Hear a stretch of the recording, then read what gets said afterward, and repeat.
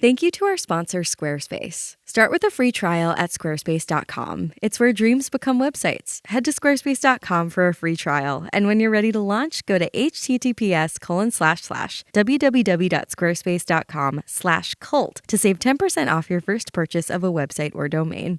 Thank you to our sponsor, Liquid IV. Support everyday wellness with Liquid IV. Get 20% off your first order of Liquid IV when you go to liquidiv.com and use code CULT at checkout. That's 20% off your first order when you shop Better Hydration today using promo code CULT at liquidiv.com. Earn points by paying rent right now when you go to joinbuilt.com/cult. That's joinbilt.com/cult. Make sure to use our URL so they know we sent you. Joinbuilt.com/cult to start earning points with your rent payments today. Litter Robot by Whisker is the solution to all your litter box problems. Right now, Whisker is offering $75 off Litter Robot bundles. And as a special offer to listeners, you can get an additional $50 off when you go to stopscooping.com/SLAC. That's an additional $50 off when you go to stopscooping.com/SLAC. Stopscooping.com/SLAC. The views expressed on this episode, as with all episodes of Sounds Like a Cult, are solely host opinions and quoted allegations. The content here should not be taken as indisputable fact. This podcast is for entertainment purposes only. I'm sure it's probably healing for people to have these dolls. And I'm sure there are some meetup groups where they can all like bring their dolls and pretend that they are real children. I think when these people who are utilizing the Reborn dolls interact with someone who's never heard of a Reborn doll, has never seen one, can't identify it, and they go longer than like, I don't know, 2 or 3 minutes in conversation without identifying it as a doll, that also feels like it's getting into sort of like a cultish type territory. This is Sounds Like a Cult, a show about the modern-day cults we all follow. I'm your host, Amanda Montell, author of the books Cultish and The Age of Magical Overthinking. And I'm Reese Oliver, Sounds Like a Cult's coordinator and today's co-host. Every week on our show, we analyze a different fanatical group from the modern-day zeitgeist, from Elon Musk stans to ballet dancers, to try and answer the big question. This group sounds like a cult. But is it really?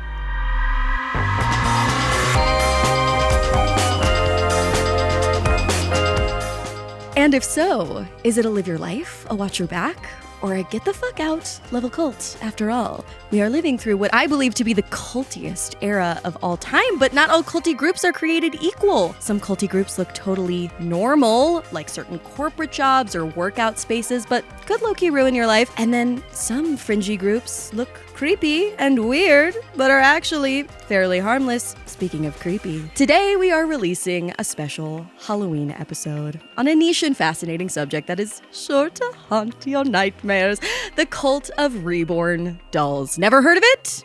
Don't worry, you're about to find out. It is a fanatical, emotionally charged subculture surrounding uncannily lifelike handmade baby dolls, okay? They are not toys. They are something so much more. They are the stuff of nightmares. But are they the stuff of cults? That's what we're here to find out. And we've got a full house full of creepy, culty voices here to help us talk our way through it. First, we've got Reese joining us. This episode topic was actually her idea, you spooky little thing. Hello! I try my hardest to be as spooky as I possibly can at all times. You succeed. You're wearing a guillotine necklace right now for the listeners. I am. I went to my senior prom as Marie Antoinette, and I made a guillotine necklace for it. So I thought it fitting for the spooky occasion. Iconic behavior. We also have 2 more very special guests joining us to get their takes on this frightful subject. I am quivering in my booties to welcome the hosts of the most haunted podcast on the internet, Corrine and Sabrina from Two Girls, One Ghost. Hello. Hello. It's been long overdue, but we brought ourselves and we brought all of the ghosts because we do tend to have a lot of hauntings happen around us. So what better time for us to join you here? Apologies in advance if anyone gets haunted after listening to this episode. Oh my God, I hope it's me. I am in my haunted house. My house is haunted. Oh, great. Okay, so it might not be our fault. It might be a collective. No, it's a group effort. Do you know by who, Reese? We call her Margaret. We don't know who she actually is. We just thought she needed a name. But this house is like 130 years old, and my mom grew up in it, and creepy stuff's been happening the whole time. Sorry, for the East Coasters, a 130-year-old house is very, very old in California. Yeah, it's not super typical. Corinne's like, my house is 6,000 years old. Sabrina and Corrine, could you please introduce yourself and your pod to the culties? Sabrina and I, we created Two Girls, One Ghost. We've been telling ghost stories officially online on a podcast for 7 years, but we dive into all things that kind of fall within the paranormal umbrella. So we were brought together back in college by our love of the paranormal, and Sabrina and I both grew up in haunted houses. So we bonded initially over that. Corinne's fun fact, we were both theater majors, and Corinne's fun fact in the very first class was I grew up in a haunted house, and I whipped my head across the room, and I just knew we would be friends. Yeah, you like grabbed my wrist and you were like, tell me everything. Do you see dead people? Me too. You know what else is haunting? That everyone on this call has spent some time as a theater major. I'm currently spending time as a theater major, actually. I just want to know, Reese, how the fuck did you discover this topic of reborn dolls?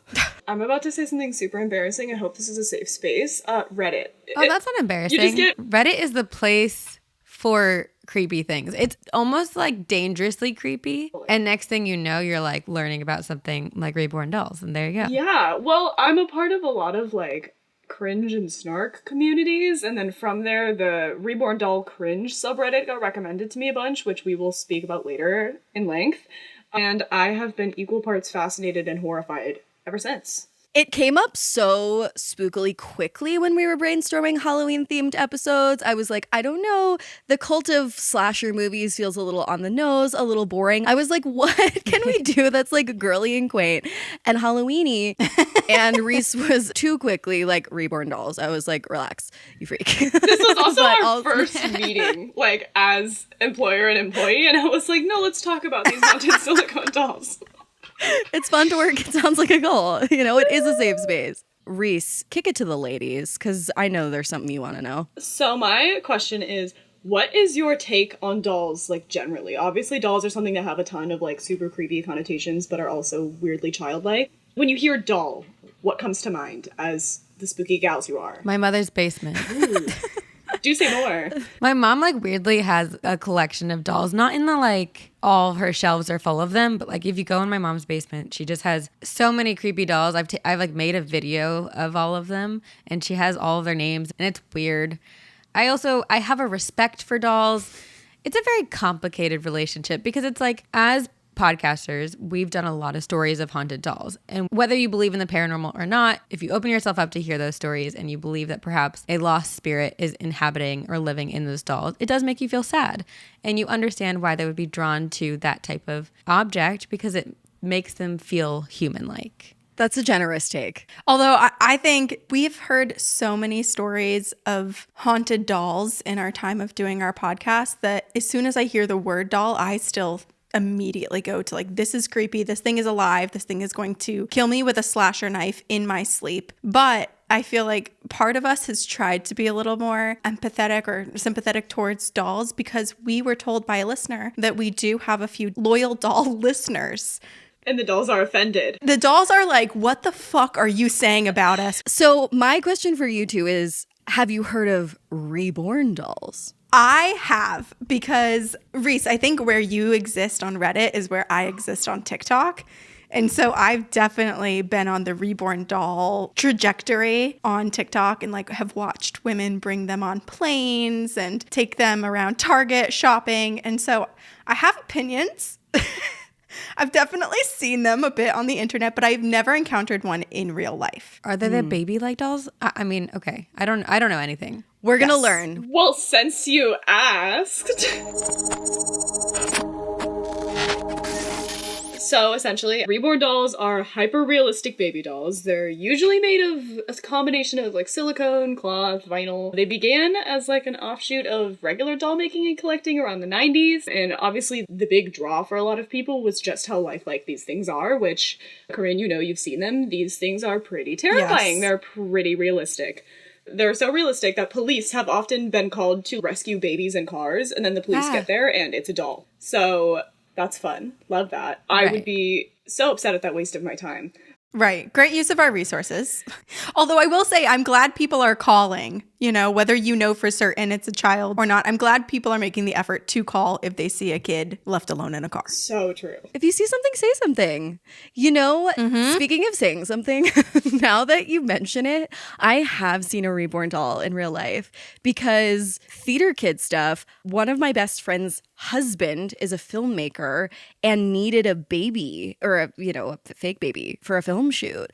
And so they had this reborn doll that was so terrifyingly lifelike, just like strewn about their house for months on end. So when anyone would come over, I mean, they got desensitized to it. Oh, the pranks I would pull. The pranks I would pull. It was, yeah. No, I couldn't look at it in the eye.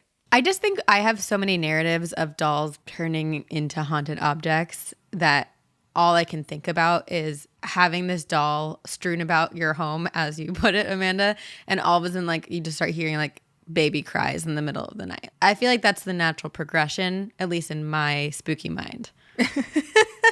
Without question. It feels the most realistic for us in our perspective, what we've seen other people go through. We're like, the next logical step is a demon mimics a child's cry and tries to lure you into the basement. This is like the occupational hazard where, like, the moment any somewhat edgy idea is introduced into your life, you're like immediately ghost. And for me, it's immediately cold. Immediately cold. Yeah. Truly. So, Reese, get us into a little bit of the history, if you would. Okay, the first Reborn doll was offered on eBay in 2002, which now if you search Reborn doll on eBay, you will get over 21,000 results, and that's just eBay. They're sold everywhere. The biggest retailer that I've been able to discern is reborns.com, which is truly such a flash from the past of a website. Just the interface itself is a little bit scary. It's giving GeoCities. It's giving Heaven's Gate website. It's giving one intro to coding class in a dream, and we love it. But yeah, these dolls, like, super quickly gained popularity with grieving mothers of infants that had passed, and there are a lot of groups who find these dolls really therapeutic, which we're going to get into. Which is really ironic, because I feel like these things make me need therapy. But, again, that's neither here nor there. Nowadays, reborning is, like, a super popular hobby. There's organizations, there's conventions, there's books, there's all the good stuff that cults create dedicated to these reborn dolls. And the dolls themselves are also increasingly diverse, which we will also learn about. They have grown beyond the realm of human, if you will. These dolls can be, like, sometimes they're a little more manufactured, sometimes they're made, like, meticulously from scratch. You can customize them. You can buy kits to try to assemble your own, which is, like, a weird Frankenstein moment. I feel like why does this intrigue me? I feel like I would never purchase one of these dolls. I almost called it an uncanny doll because that's what it feels like. But I would never purchase one of these. But knowing that there's a kit, part of me suddenly is like, well, maybe I will. Ooh, DIY. Yeah. That's the one part of it so far that I'm like not sure I can get behind yet. Yeah. Well, For crafters love to push their limits. It's like I've already cross-stitched everything on the earth. Now it's time to assemble an uncanny therapy infant. Well, and assembling the doll, I feel like reminds you that it is a doll. But I do feel like a lot of the people who have started collecting these dolls forget that they're dolls and don't treat them as dolls. So I like bringing people kind of back to the reality of, like, this is your Lego set. Right? Like, this is not your living child. Yeah, like, you built this. I also feel like building it feels super high stakes, especially when there are people who have, like, dedicated their whole lives to doing it perfectly. Because if you mess it up, that's like a tiny human face you're messing up. That's probably going to look so terrifying. Like, I would be so scared to mess it up. Well, okay. Well, now that brings up a question. How much, like, of the DIYing is it? Because at first I was picturing, like, what's his name? Andy's neighbor in Toy Story, who, like, assembles. Yeah, with a little boot. It can get there. So I think it's, like, kind of a choose your own adventure. Okay, because I was not picturing, like, you put in the eyeballs. Like, this is some Jeepers Creepers things. Like, where'd you get that skin? Where'd you get that arm? Okay. It can be, but it doesn't have to be. Okay. Yeah. They often, like, to add on to the DIY aspect, if you buy them not DIY, a lot of times, like, on reborns.com, they'll come with a little adoption certificate, and, like, the whole process is set up to mimic an adoption more than it is the purchasing of, like, a craft item or a collectible. It definitely feels like something more personal than that. The little directory where you look for where to buy them, like, in your area is called nurseries. There's a whole vernacular of occulty language surrounding this community. Probably the most overarching of which is that the people who participate in this community call themselves Reborners, and the process of a doll being created or adopted is reborning, which is terrifying. Something like English.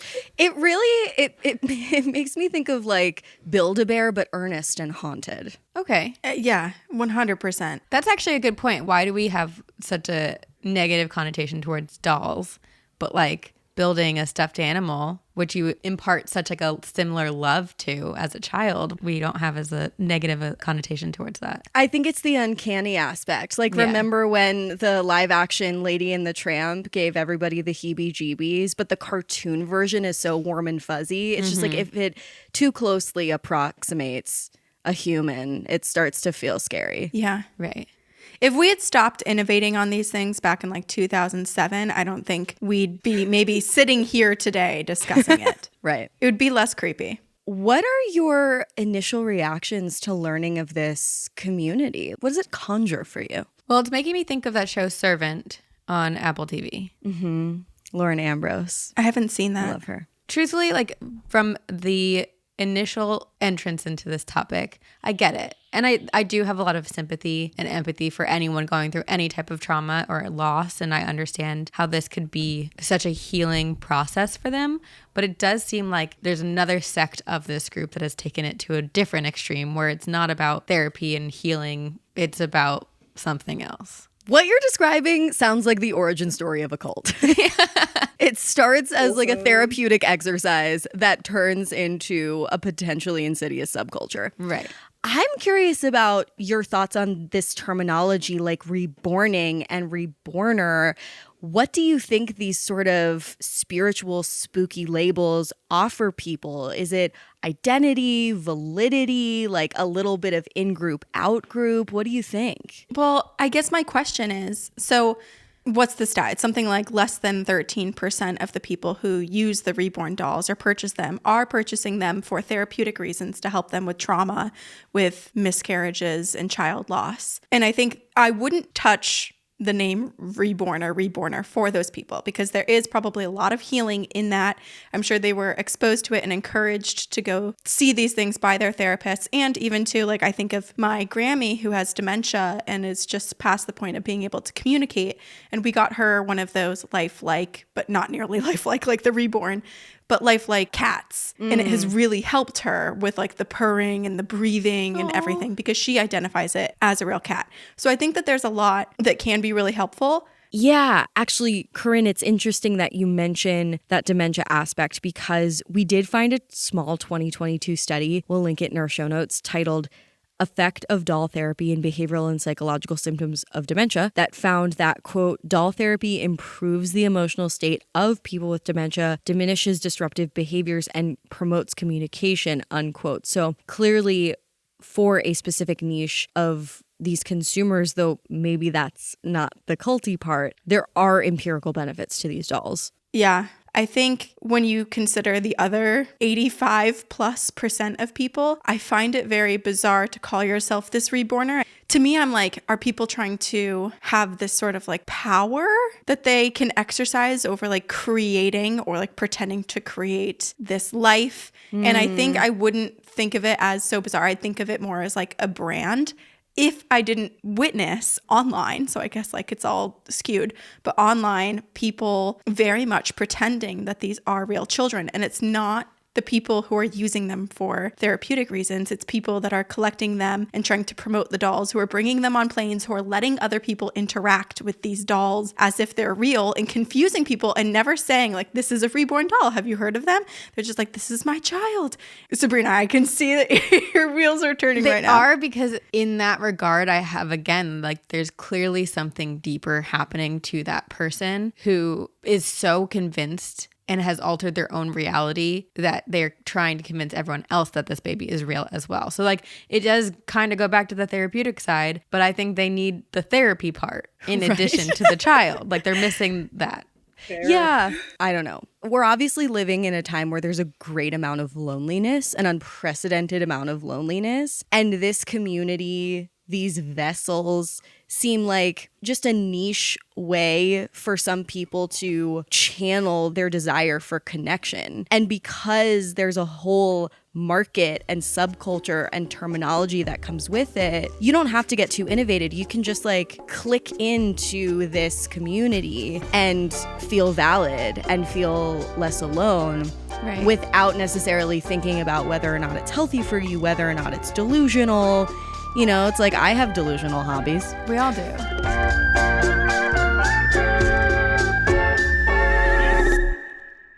And now, a quick word from our cult-followed sponsors who make the show possible.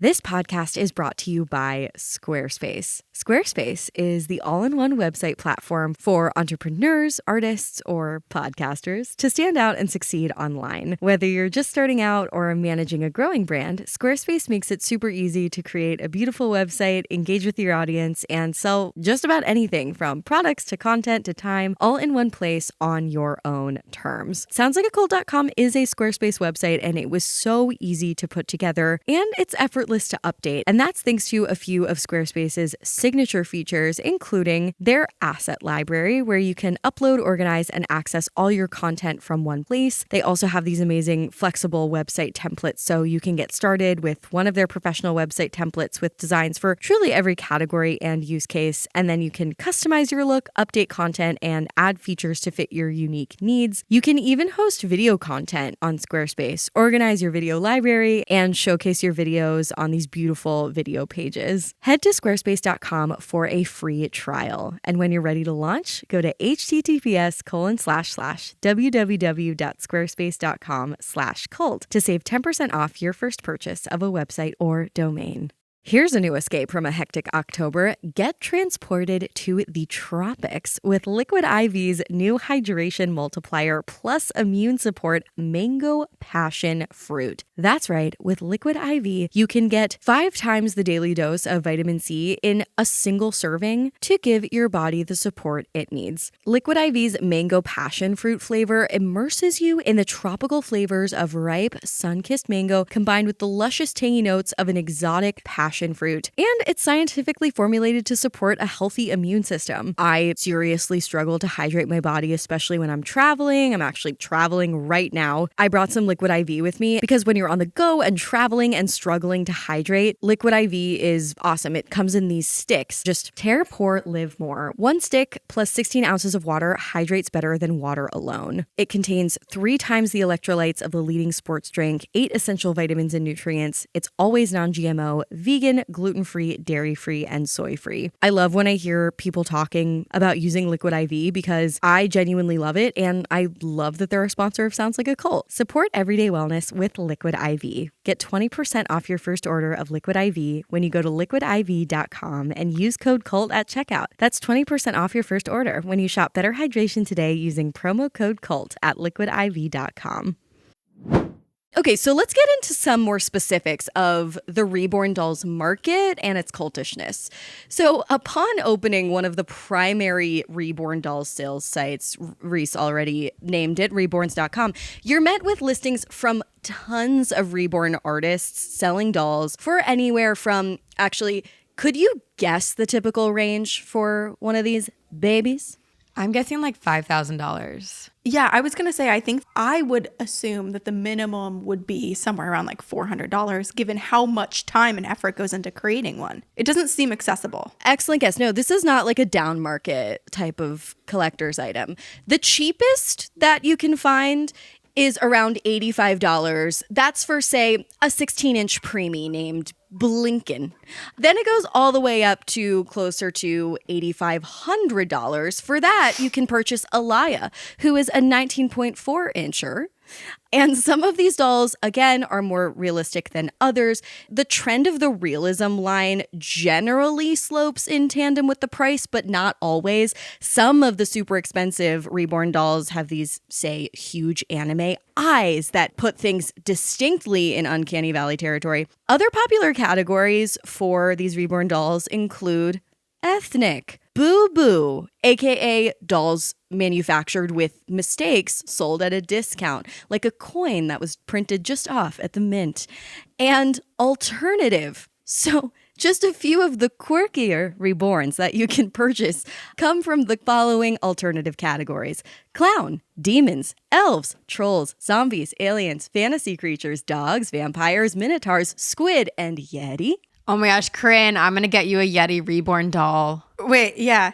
I have The no Yeti one problem was with actually this kinda cute. category. I can get behind these like odd ones more. Yeah. Those ones are interesting. And Yeah, 'cause they're they further feel more away like from you. Halloween costume, collector's item. It doesn't feel as strange to me as the ones that truly, if anyone hasn't seen one of these dolls, they should look them up right now. Watch like a video of someone interacting with them, because the way that you can move them, I know some of them, I've seen a video of like one that can breathe. They really do look real. Are these dolls trademarked or are they individually like created by different artists? The latter. So it's not like an American Girl doll corporation that has a factory and they're making Reborn dolls. There are companies that manufacture them, like Ashton Drake is one of the bigger ones. We'll talk a little bit about them later. And they sell like various models of dolls, kind of like the American Girls, where it's like all of these ones have faces that skew this way. And like kind of like I said earlier, it really does vary. You can get from super specific and customizable from specific like artists on Etsy, or you can go somewhere like a bigger box store and buy something a bit more pre-made if you're maybe like entering into this community. There's a Reborn for everybody. We love that. Inclusive. Yeah, I feel personally more comfortable with the sort of vampire, minotaur, yet, okay, not comfortable, but I can wrap my head a little better around some of the fantasy iterations because it feels less like, has anyone seen the show The Nick? No. I think it's an Amazon Prime show. Oh, it's such a good show. It's about a hospital at the turn of the 20th century in New York City when they're like first discovering antibiotics and experimenting with surgeries. But it stars Clive Owen as like a problematic daddy doctor, and he's like so unbelievably sexy. But anyways, there is a plot point in the show, I guess, spoiler alert, where a mother's baby dies of an illness that she shouldn't have contracted. And I mean, she goes batty, like as you would. And so she's just this like early 20th century mother. It's the turn of the 20th century. So like her only purpose in life is to bear children. And then the one thing that she was meant to do in her life was taken away. And so she's just like wearing a gown, you know, like floating around the house, like tuberculosis chic, like wailing, like, where's my baby? My hobbies, for real.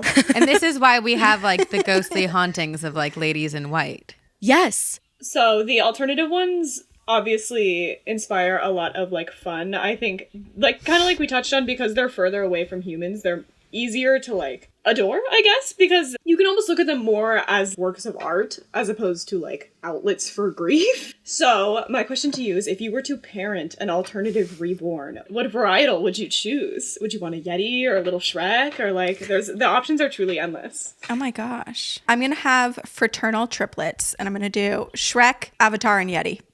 Oh, the Avatar I'm ones, cheating. there's a lot of I'm those. choosing There's multiple. a lot of Avatar ones. I love that. I kind of would want an alien, probably. Cute. But then also Yes. the like sickness in my mind wants me to get like the creepiest looking one, like a clown. Just in case it does get haunted, at least I expect it to be. You want to prepare. Yeah. Like it already gives me the that's smart. creeps. So if it gets creepier, it's not that much of a stretch. What would you two do? Well, I feel like since we were discussing it, it's got to be like half human, half cat, like one of the animals in Poor Things.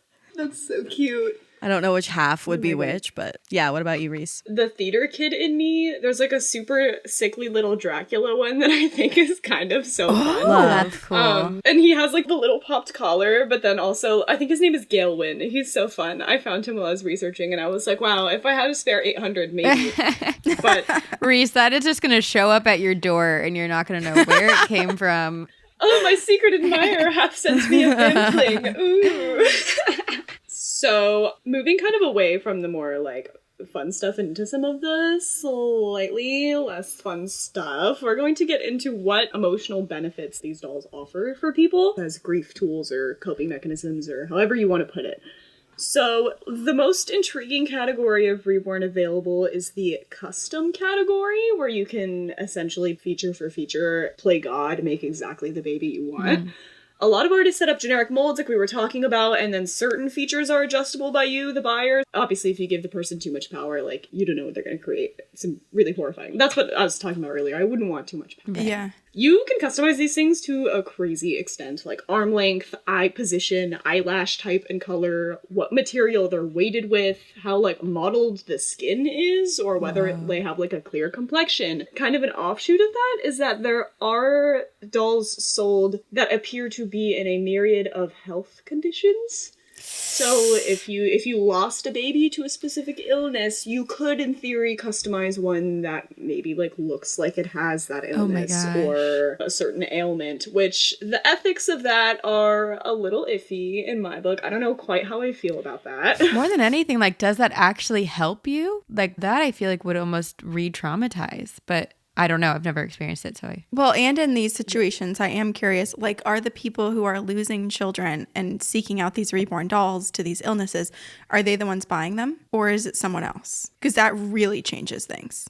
That's true. Just like opens up a whole new conversation, because I am curious, do they have all their like anatomical parts too? Because it changes who could be seeking out these dolls. I feel like I've been on the internet for too long and I've seen some disgusting behaviors, and a lot of them have been directed towards children. So I'm almost like protective of the dolls because they look so similar. Oh, I didn't even think of that. Neither did I, but that makes a lot of sense. Yeah, I feel like there needs to be an interview, a test that you have to pass to be able to get one. It does feel like something that you should only have access to through therapy. It should be like you go to a psychiatrist to get certain medications. But we live in a consumerist economy that those companies would never just be like, oh, we'll stop selling our dolls unless you have a doctor's note. Yeah, there's no fucking way. And also because, like, to give people the benefit of the doubt, like, most people are not doing the wrong thing. And people do the wrong thing with all kinds of things. Absolutely. And a lot of these artists, like, their livelihood is making freaky little foot-long mermaids. Like, if they can only be obtained through therapy, that's like a lot of red tape. Yeah, I have no problem with the mermaids, with all that genre. I worry when it comes to the lifelike human dolls. Oh, yeah. Then I feel conflicted about it, and I'm just like working through this in real time. So forgive and maybe forget. But I don't know. I feel like we shouldn't accommodate our society to like the creepiest, most fucked up people in it. That's true. Like, I don't know. I've never thought about the subject matter ever in my life. So these takes are hot and spicy and spooky. As we've been speaking about, a large portion of the reborn community is grieving mothers who will customize these dolls to look like their deceased child or hypothetical children, mothers of stillborn babies, mothers who've miscarried or experienced neonatal loss. People with empty nester syndrome are a lot of the time people who have these dolls. A lot of older patients, like you mentioned, your grandmother. A lot of the elderly find, like, caring for something like a reborn doll to be very helpful to them. Mm-hmm. And these dolls being so super customizable and, like, super undeniably culty language surrounding the buying process, like, oh, I'm now a reborner adopting my child from a nursery, can, like, obviously help to fill that void of a missing child. Yeah, it definitely is one of those corners of society that is so easy to judge, but we'll evaluate at the end, obviously, how dangerous culty it really is, because at this particular juncture I can't tell.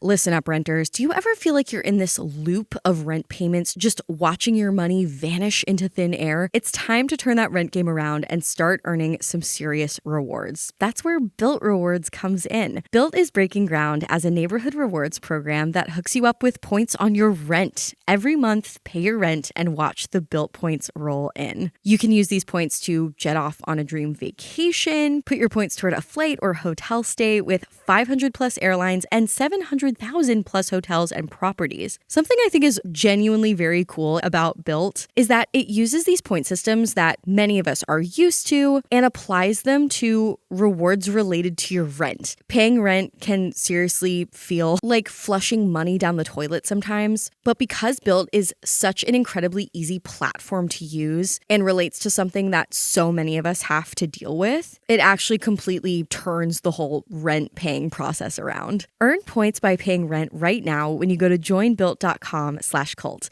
That's JOINBILT.com/cult. Make sure to use our URL so they know we sent you. Joinbuilt.com/cult to start earning points with your rent payments today. Culties, listen, they say that AI is going to take over the world, and there are a lot of reasons to fear that, but when it comes to my litter box, I am all about this robot takeover. Let me explain what I mean. Litter Robot by Whisker is the solution to all of your litter box problems. I have genuinely been a litter robot owner for 1.5 years. I remember the day that my litter robot showed up because it felt like the fanciest thing that I could do for myself and my two beloved cats, Claire and Theodore. Litter Robot is unlike any automatic litter box that you've ever heard of in your life. It almost feels silly to compare it to anything else because it uses the self-cleaning technology that truly eliminates any smell, makes changing out your cat's litter effortless. The first thing that I do when my friends come over to my house is show them my litter robot. I am so proud of it. It looks like something from the future, and I will never, ever in a million years go back to using anything else. This is the truth. This is really how I feel. And when Litter Robot by Whisker was like, we want to sponsor Sounds Like a Cult, I was like, I want to sponsor you, babe. Right now, Whisker is offering $75 off litter robot bundles. And as a special offer to listeners, you can get an additional $50 off when you go to stopscooping.com/SLAC. That's an additional $50 off when you go to stopscooping.com/SLAC. Stopscooping.com/SLAC. The thing that I find the cultiest about Reborn dolls is how different the perception of these dolls is within the community versus outside of the community. Like, obviously, we're sitting here right now talking about how creepy we find these things and how horrified we are and like, oh my god, they're ugly. But then these people inside the community, like, these things are their livelihoods. Like, these things are their objects of adoration. Like, they're children. They empathize with them so greatly. One Reborner, Sue, 56, said that you get this repulsion from some because it looks so lifelike and they just see a dead baby. Which I think, to an extent, is true. Like, to us, that's essentially what they are. Like, they're weird imitations of things that were once alive. But for them, it's like a completely different thing. And that contrast is what I find really cool. Yes, because they could start to unite on the inside because of the pushback or judgment that they get from outsiders. So I want to walk through some more of the qualities that make this community cultish. And by the way, as always on the show, the term cultish is not necessarily like a negative judgment value. It can be, but you know, the term cult is, as always, up to interpretation. So tons of online communities and IRL communities have erected around Reborn dolls. Sorry, I hate when I have to use the word erected, but I did. You know what? We find a way to use it frequently in our podcast, and it almost never should be used when talking about the paranormal. So you're good. I know. It's just like, it's a useful word. It's just like, I blame penises for ruining it. So according to an article titled Out and About People and Places, International Reborn Doll Artists from Doll Reader magazine, the whole trade magazine like world is wild. Some organizations like International Reborn Dolls Artists, or IRDA, are focused on the artistry, offering courses in new doll making technology and helping members to make dolls better. So IRDA members are beholden to a certain ethical code, ensuring that all people involved in the doll making process get their due credit in the listing for the doll. So this is more where it's like a craft and art form. I do feel like we should take a moment to acknowledge that part of what is so fascinating about these dolls is how impressive they can look. Like, there is a huge amount of incredibly meticulous artistry that goes into making these dolls, almost like hyper-realistic paintings. I'm thinking about the like evolution of art in general. Like, if you look at art history and you study like the first renderings of cave paintings and like depictions of human, and then how over time the realism of a portrait of a person has evolved. It is kind of incredible that now there are artists who are creating these dolls that at first glance you truly do think they're real. Like, that is really cool. Totally. I mean, no matter what field we're in, we as humans like to push boundaries. We like progress, you know? And I think this is progress in like kind of a weird direction, but you know, it tracks with how we like to be. So the sites selling these dolls do actively encourage a sense of community with pages where one can view all of the recently adopted, aka sold dolls on the site, and a nurseries tab, which will direct you to sellers in your area, complete with photos and descriptions of the seller. So it's creepy and sweet and crazy, and I feel like all of those qualities are working together. Like, it's making me think of the wax museum, where we go to the wax museum, we learn all the background of how they're created, and it's so incredibly impressive, the measurements, how people sit through getting the molds done. But we still, despite learning all about the artistry and the hard work, when you are still in front of that wax figure, something in you is terrified, because it just still feels off. Or you're like, that one's goofy. You're like, I swear that one blinked at me. Samuel L. Jackson, his finger twitched. I swear I saw it. It is creepy. It is, but it's also so weird because there's such a duality of human psyche where we as humans are drawn to things that look like us, and we feel more comfortable if it's something that looks like us. Like, there's that psychological effect, pareidolia. I was just thinking that, the man in the moon. Right, where we see faces in things where there are no faces, but it's because that's how our brain can help process and connect to something. Totally. So there is a weird like dichotomy between it. Like, it's creepy, but also that's what our brains are drawn to. So that's such a good point. So I also want to mention that you can find this community anywhere. If you think Reborners do not exist in your town, you are wrong. The resale community is equal, if not larger, than the initial sale community, and listings pop up for Reborns all over Facebook Marketplace, Etsy, eBay, and more. I know what I'm doing the second I get off this call. Yeah, I'm like, seriously. What Reborn dolls do they sell in Silver Lake? Yeah, same. Just like a hipster Reborn doll. It's like wearing, you know, like a tattered APC sweater and like, of course, with a Boy Genius t-shirt over it. Well, I'm definitely looking this up because being in the North Shore of Massachusetts and having Salem, Massachusetts so accessible in my area, I'm so curious what type of Reborn dolls are being collected over here, because Salem, I just think by default, like when I look at anything online, things are so incredibly old in Massachusetts and just like on the East Coast, that I'm curious if the majority of the Reborn dolls over here are more of those like cryptid creature. I would love to or know. if it's just, you know, a mix. I'll let you guys know by sending you a picture of my baby Yeti that I will purchase, and then I'll text you and be like, guess what I found? I'm changing my answer. I want an Abigail Williams Reborn doll. That's my answer. I feel like I need to like actually look at the whole catalog to actually know what I would want. There's something for everyone. Listen, we're all like roasting the living fuck out of Reborn dolls. The second we get off this call, we're all gonna buy one. I'm subscribing to Doll Reader magazine. Okay, so there are also conventions. In 2005, the first Reborn Dolls convention was held in, guess where? Florida, the great state of Florida, in Orlando. And there have been tons of conventions and competitions since, some even sponsored by Doll Reader magazine. Competitions where, you know, you can imagine what that would be like.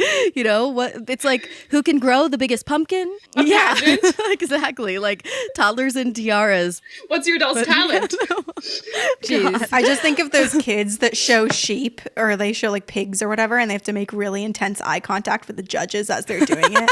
I'm just picturing people like with baby carriers and the baby in front of them and just making extreme eye contact with the judges as they go by. Okay, so that's, of course, the in-person side of things, which generally when it comes to modern day cults, I actually like when people bring their culty fanaticism to the real world, because when you're able to perceive the humanity of another person for a brief period like a convention, I feel like you can adjudicate your limits a little better. Whereas online, like you can really spiral. It's like when you fall in love with someone in a Hinge chat and then you actually go on a date and you're like, oh my God, you actually suck. Right. Can like make it real. Speaking of the online side of things, the Reborn Dolls Reddit has over 2,000 members who post videos and pictures captioned things like, my son Victor has arrived, and anyone else unable to rehome their collection? Posters also work together to track down certain models of desired dolls or ask for advice on building their own. And then, of course, as Reese mentioned, if Reborn dolls exist, you know that Reborn doll cringe must exist. This is a cult in its own right, and it's actually bigger. This Reborn dolls cringe thread has a steamrolling 76,000 members, and it's only existed for a little over a year. So a post on the subreddit summing up what members have learned surveying the Reborner community clarifies that Reborners, quote, deserve our full compassion and respect, but also some of the dolls are really creepy. So I think there is generally like a sense of compassion. It's everything we're saying. Like people are like, what the literal fuck? And also like, be gentle with them. Right. It's such a hard line. My instinct, though, is to say that the cringe subreddit and like that community is almost more cult-like than the Reborners themselves. Always. Wait, Reese, what are your thoughts on that since you're kind of like in it a little bit? Well, I definitely am. I'm one of the 76,000. When I realized how much larger the cringe community was in the initial subreddit, part of me was kind of like, ooh, is this like a mean and unethical thing we're doing here? And then I think about it a little more and I'm like, well, let's think realistically. The most vulnerable people that are interacting with Reborn dolls are probably not on Reddit. They're probably like 80-year-old ladies getting down in the nursing home. And a majority of what the cringe community tends to focus on is something that we're going to get into, which is the world of like Reborn influencers. Which is exactly what it sounds like. People posting their dolls online. It's content they're putting out there on the internet to be spoken about and whatnot. Right. So obviously there's boundaries, but I think as long as you keep a healthy perspective of what these dolls can do for people and you consider how they can be helpful, it's fine to be like, that one's eye is a little wonky and it's funny. It's basically what we're doing this whole episode. Literally. Yeah. Oh, here's an interesting question that I have for you guys, and I guess Sabrina and I can provide some background. Amanda, you mentioned conventions and how people will come together. There's competitions. People have all of their Reborn dolls there. There seems to be so much energy from a lot of people to believe that these dolls are real or that they are just channeling a lot of their grief or a lot of their love into these dolls. There is such thing as creating a haunting. So you don't have to purchase a doll or an artifact that's already haunted or have something in your house. Just choose that object. You and other people around you, if you put enough energy towards an object, it can start to kind of manifest and create its own sort of entity. And so I am curious if anyone has ever experienced this with a Reborn doll.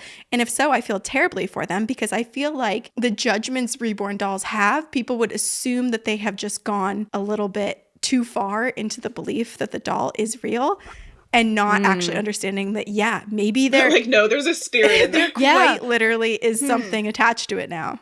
I don't have a specific example in mind. However, I do know that in general, if you feel as though outsiders are starting to question a belief or behavior that you hold dear, it will most likely motivate you not to interrogate that belief or behavior, but lean into it. The backfire effect, so it's called. And so, speculatively, I could envision a scenario where someone feels really protective of their Reborn doll behavior, starts to perceive others in the cringe community or on a podcast, starting to make them feel a little bit threatened or judged. And so maybe their energy gets more intense. I mean, who among us has not spiraled because they felt like somebody was judging or threatening a belief that they held, Right. And that's a way that I've personally haunted myself.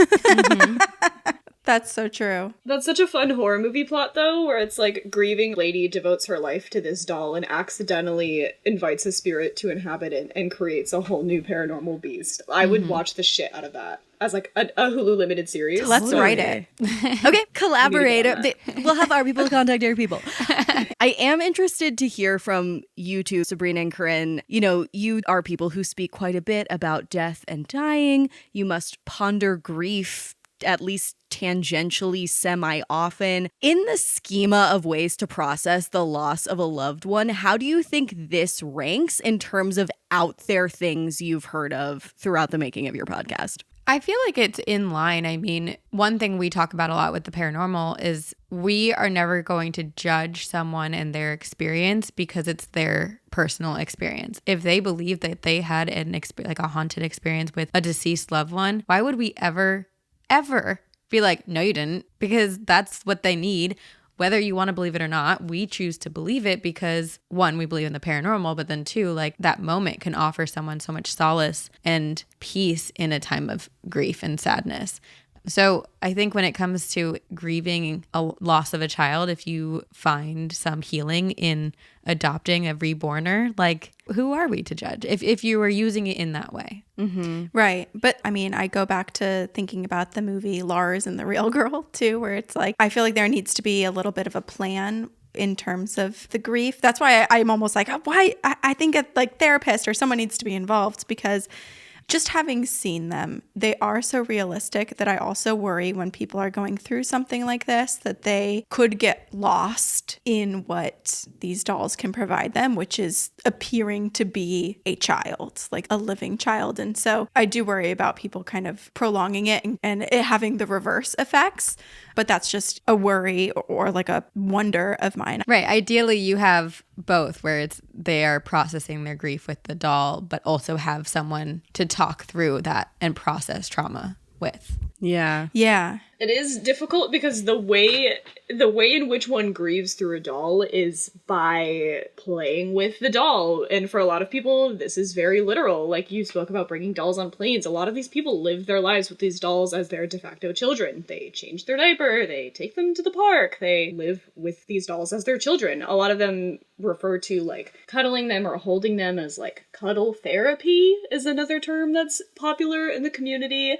It's been researched that cuddling babies releases oxytocin in mothers, and it's assumed that this is probably the phenomenon being referred to, like a similar thing is happening with the dolls, which is kind of like, it's almost endearing in a way. Like at the end of the day, we are just like animals searching out the feel-good hormones, Absolutely, you know? For sure. And like you were speaking about, grief counselors and professionals are like pretty divided on the extent to which this is healthy and in what ways this is healthy. The argument for is that obviously these dolls can provide an outlet for maternal instincts and allow the mother to grieve and remember their child. But on the flip side, excessive reliance or obsession on these dolls can definitely stagnate the healing process for sure.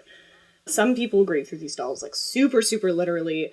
I found this blog from 2008, which detailed the story of this mother who had her baby's ashes put into the body of a reborn doll. Wow. That she then parented, if you would call it that. Right. Yeah, I think a lot about delusion in general, like as a coping mechanism. And I think a certain amount of mysticism and delusion is fine. It's human, is like a part of the experience of being alive and wondering why the fuck we're here and how we can feel better. And as nice as it feels to prove someone wrong or to point out that someone is being irrational, that's not effective, that's not generous. It's only when that delusion starts to, I think, harm other people, especially en masse, I agree. does it start to become not only negative, but cultish. And so I wonder from each of you, like, at what point do you think this reborn doll community crosses the threshold from like sad and weird to culty? Yeah. I'm sure it's probably healing for people to have these dolls. And I'm sure there are some meetup groups where they can all like bring their dolls and pretend that they are real children. I think when these people who are utilizing the reborn dolls interact with someone who's never heard of a reborn doll, has never seen one, can't identify it, and they go longer than like, I don't know, 2 or 3 minutes in conversation without identifying it as a doll, that also feels like it's getting into sort of like a cultish type territory. Because you're like recruiting other people into your delusion. You know, it's like when you interact with a religious extremist in the wild, you're like, how am I supposed to be around you, dude? Like, am I supposed to like make you feel comfortable by like validating the problematic things you're saying? Like, what am I supposed to do? Right. So it's kind of like that. Exactly. I guess though that's hard though. Like if someone came up to me and had a reborn doll in their stroller and they start talking about their child, I guess I'm not sure at what point I would feel like their belief in it is hurting me. But I understand what you're like. I guess it's just like if that's their own delusion in order to survive everyday life, is that hurting me? I don't know. Even if it's not hurting you, I feel like if there is a whole robust online community and IRL community sharing and perpetuating this behavior and sort of like radicalizing it and making it more extreme, because, you know, we feed off one another, like in my freaking line dancing community. It's like, it could have been casual, but we're like always one-upping each other, you know? Yeah, I think like, even if no one on the outside is necessarily like super negatively affected by the insular community, when everyone else is kind of like inviting the other members into the eye of the storm or like to get more wrapped up in the whirlpool of it, it could start to take over your life, separate you from those on the outside. And that's when things start to get, in my opinion, too cultish for comfort.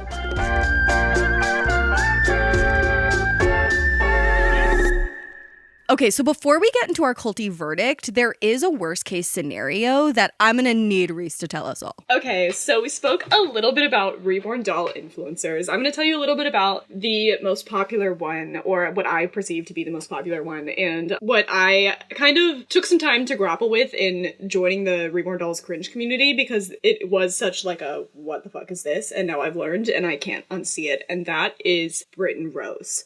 The most popular subject of conversation on Reborn Doll Cringe is a reborn by the name of Britton Rose. Britton is the doll persona of a woman on Facebook with 3.2 thousand followers named Jamie Beebe, I believe is how you pronounce her name. Sorry to Jamie if that's incorrect. Her followers know her as Reborns with Reasons. Jamie utilizes reborns to help the elderly. Britton is her most popular doll. Britton, reborn in 2016, posts photos multiple times a day in various places and poses, you know, getting into a cookie jar. Oops, I'm a little naughty, like on like a swing, like, you know, just doing silly little toddler antics. So, elf on a shelf? How old is Britton supposed to be? Honestly, it's really hard to discern because Britton is most definitely like a baby, but the captions are in this like cheeky baby talk vernacular. A lot of the Reborn doll cringe community has now co-opted the language because we think it's funny.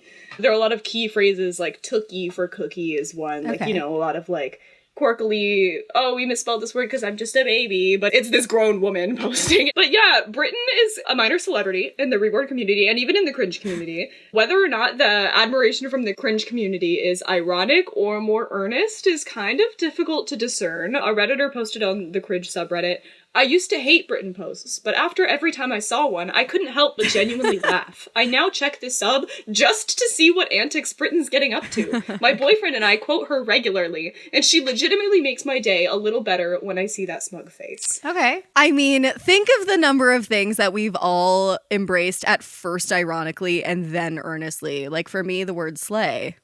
Slay. Exactly. Birkenstocks for me, I was like, ew. Now I'm like, give me 5 pairs. Birding for me. I'm birding age now, or my soul is. Love that. That's wonderful. In 2018, Britton's mom did an Ask Me Anything on Reborn Doll Cringe, which is like, you know, kind of sweet. Like, you know, interacting with the cringe community. You have to be a very empathetic person to be able to engage with people that are laughing at you, and I respect that really greatly.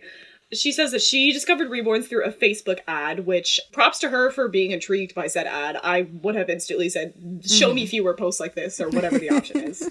So she started perusing the Ashton Drake website, which is the retailer I spoke about earlier that this ad was for, eventually selecting the Daddy's Little Girl model. I don't like that name, to be honest, but okay. Oh, no. No. But Britton's mom acknowledges that reborns are not for everyone, and that her posts can seem over the top, but that they're all in good fun. It sounds like she's describing Sounds Like a Cult. Not for everyone, over the top, all in good fun. Put that on a t-shirt. That's our new tagline. Jamie has implied that there are social classes and hierarchies within the Reborn community, apparently much like birding, which is crazy. And she has also confirmed that she is somewhat of a celebrity in the Reborn doll community itself, as well as the cringe community. She does bring Britton in public often, as do many Reborners, but she says that she gets less stares than you'd might think. And something that I find really crucial to Britton's success is that Jamie acknowledges that Britton is not a real baby. But she also acknowledges that a lot of Reborners do not acknowledge that their babies are not real babies. A lot of creators aren't as realistic as Britton's creators. Some Reborners, like revel in doting after their dolls as if they were real children. You know, you get to get all your maternal instincts out. You don't have to actually feed the thing. It's kind of a best of both worlds scenario. I feel like I haven't seen any of Britton's posts, but I'm imagining it's very much like quirky. Yeah, for me, it's really reminiscent of like the 2016, 2017 era where a lot of people had Instagram accounts for their dogs where they would post in like dog baby speak voice. It feels a lot like that. Lingo. Right. Whereas, where it's like now we look back and we're kind of like, but like it's... Right. And like the dogs have their own like voices and personalities. Yeah. So, like, They would be like, bork, bork, I'm 11 out of 10. And again, we keep coming back to this, like when it's animals, when it's stuffed animals, it's fine. Exactly. And when it's people, we're literally like, what legal and institutional barriers can we put in place to prevent this from happening? So true. Definitely. A lot of these Reborners aren't as realistic, and it definitely verges into weird territory. This one Reborner told ABC that she savors moments when other people think that her reborns are real, which that just makes me kind of sad. Yeah. Like, I find that really sad. And it is interesting too, because oftentimes when we think of dolls, we think of them as toys made for children, but this is really marketed towards adults. And I had seen some things online saying that there aren't any real toy distributors and retailers that are willing to have these dolls on the market. And I'm curious as to their reasons why. Is it something where it's like, you know, children are meant to use their imagination and to interact with things that they know are toys and have that line of like, what is reality and what is not? And this is just too close to riding on that line for kids. And then obviously I feel like that's real because there's some truth to that, because we're seeing some adults also kind of struggle with that. Yeah, it's representative of our time in general, where we're, as a culture, struggling to find the line between like what's delusional, what's uncanny, and what's real. I mean, we're living in the age of AI, right? Like this is sort of the tactile version of those same questions and confusions. Right. I think of the movie Megan too, or like Ex Machina, where robots are created to look just like us, and then something goes wrong. We're going to have to come up with a list of a whole like film watch list of like all the movies and TV shows that we've mentioned on this episode, because there is totally like a Reborn doll watch playlist. We're going to put that together. Okay, let's do it. Generally, I think the consensus is that there's a strong bond over a niche interest. There is a culty, vaguely spiritual, very exclusive vocabulary. This community targets really emotionally vulnerable participants. Like, the demographic is so sensitive, I guess you could say, or you really have to be delicate with this group of people, which is why critiquing them is so difficult, as we've spoken about. And there's a low cost to be interested, but definitely a super high cost long-term. Like that post earlier, it's hard to sell your collection. If you want to get out of this community, if you want to heal and move past it, there's a pretty high exit cost. Now I'm just picturing like a weird disposal situation happening. Like, this is why people find dolls in the woods, you know? Totally. And then they get inhabited by spirits, and then you guys talk about them on your podcast, and it's all a cycle.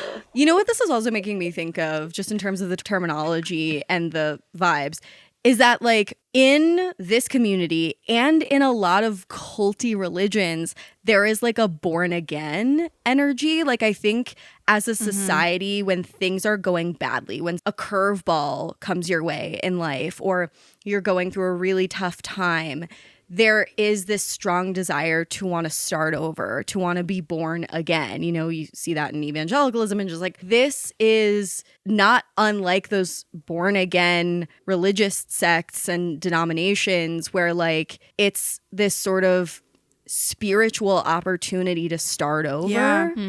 Well, and one of the things that we see happen in the paranormal is that there's been many different hauntings that are associated with a particular person, but not that person as in like their spirit in its full form, but rather they had something traumatic happen to them, or there was a piece of their personality that just kind of festered when they moved on into the spirit realm, or even if they were still living, where it just manifests and creates its own type of energy. For example, I had a coworker when I was not full-time podcasting. Outside of this job, she was very intuitive.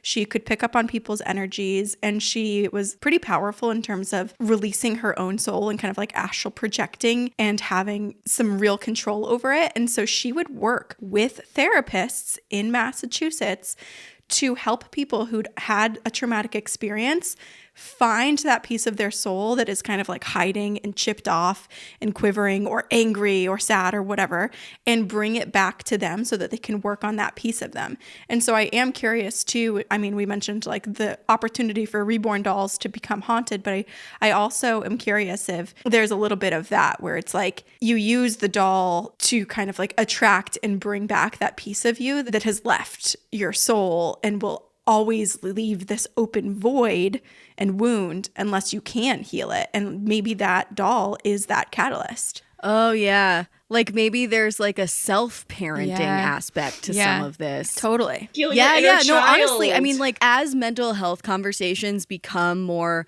mainstream and more destigmatized, it also like opens the door for people to like fuck with their own mental health treatment in ways that are like kind of weird, you know? Kind of spooky. I mean, I've done like so many of those treatments, and like part of like inner child work is doing things that are childlike. But yeah, if you could reparent yourself like that, I wonder what that could do for you. I think my concern here is like, as long as people are willingly doing this on their own and like attempting to heal some trauma or whatever it might be, even if it's not even healing trauma, if it's just like an exploration that they want to dive into, if they're making that decision on their own, I think that's like totally fine. My concern is like if someone from that community were to find out that someone lost a child and then they try to like bring them into it, is where it gets dangerous. Yeah. Yes.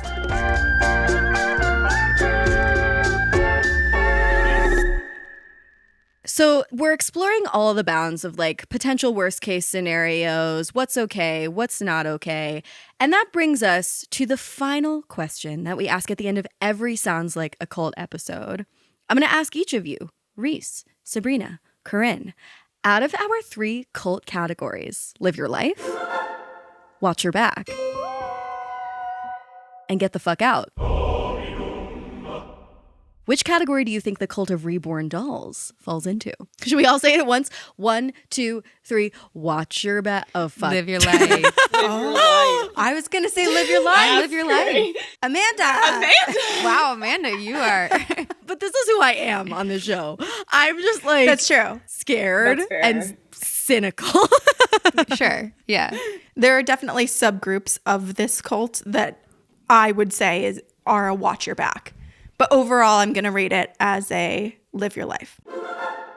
Wow. I'm like, this was unexpected.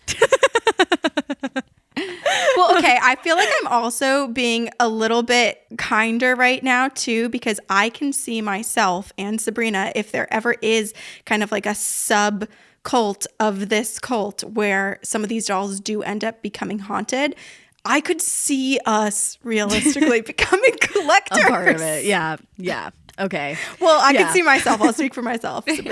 We do have a bias to call groups that we could see ourselves participating in a live your life. Yeah, right? Yeah. I'm like, just let them do what they want.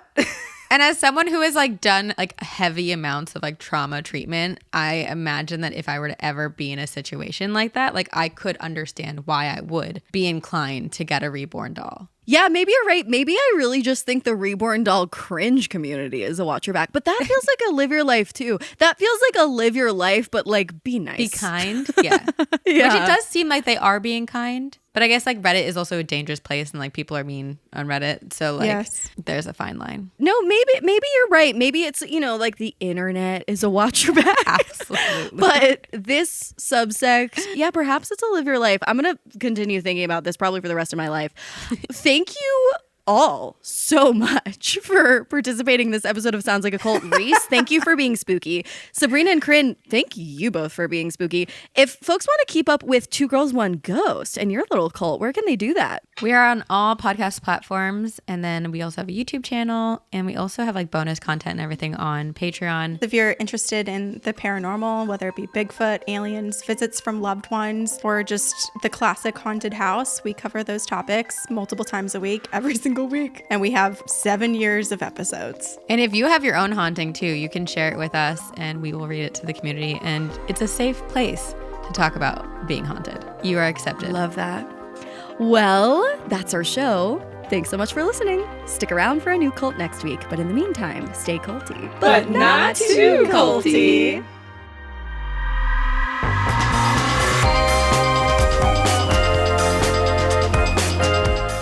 Sounds Like a Cult is hosted and produced by Amanda Montell and edited by Jordan Moore of The Pod Cabin.